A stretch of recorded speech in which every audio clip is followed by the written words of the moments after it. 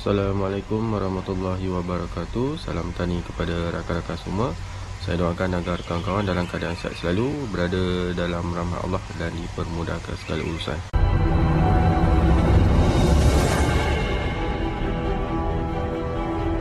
Baiklah, untuk video kali ini saya berada di kebun saya. Saya nak buat aktiviti untuk meracun pokok, iaitu dengan penggunaan racun kulat, serangga dan baja folia. Dan juga saya nak menebas sikit, nak mesin rumput. Lepas tu saya nak bersihkan nursery saya. Kalau ikut 3 minggu yang lepas saya dah buat dah semburan pada pokok. Alhamdulillah, orang kata hasil yang baik lah kepada pokok. Saya gunakan racun kulat, serangga dan penggunaan baja folia untuk daun. Jadi kalau kawan-kawan nak tengok keadaan pokok saya yang sebelum ni memang tak memberangsangkan. Jadi selepas 3 minggu yang lepas saya dah buat semburan tu, alhamdulillah lah menampakkan pokok dalam keadaan yang baik.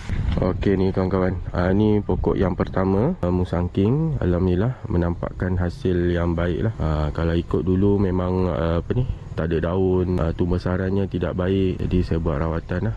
Ni daun dia dah agak lebat, alhamdulillah.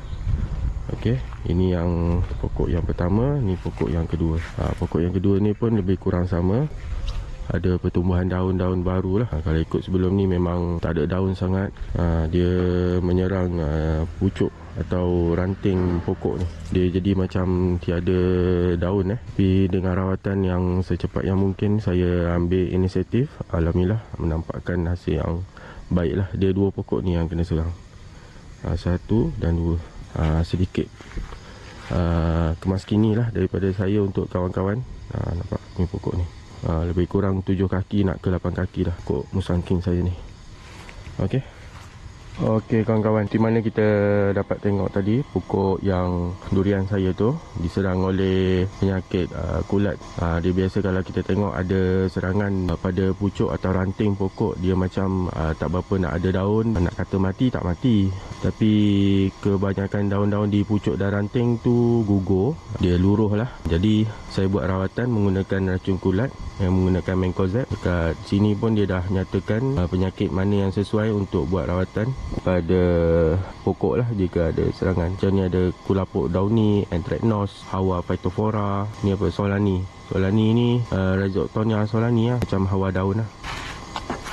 Lepas tu saya gunakan racun serangga daripada saya susah betul lah nak sebut yang Chloropyrifos ni.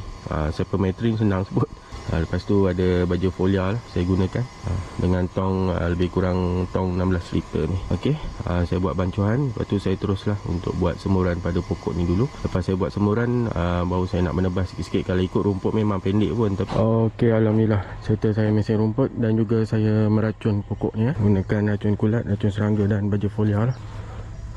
Di sebelah sini pun sama.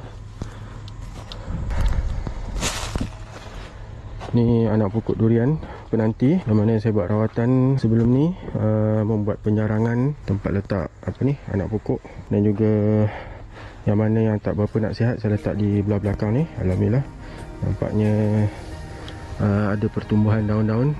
Okey, di sebelah sini pun ada juga. Kalau kita tengok sebagai contoh yang macam ni, dia keluar balik tunas. Tak ada nak merumput lagi.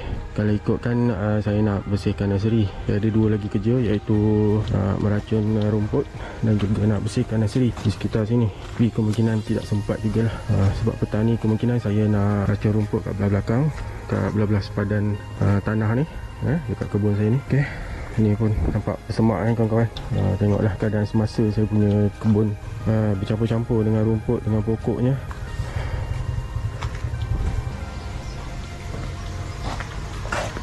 Okey, baiklah kawan-kawan, itu sajalah untuk perkongsian saya untuk video kali ini.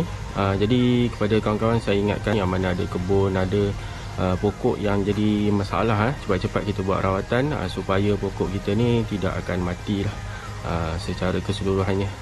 Jadi bertindak segera, mencegah itu adalah lebih baik daripada merawat. Kita jumpa lagi di vlog yang seterusnya. Assalamualaikum warahmatullahi wabarakatuh. Bye bye. Ciao.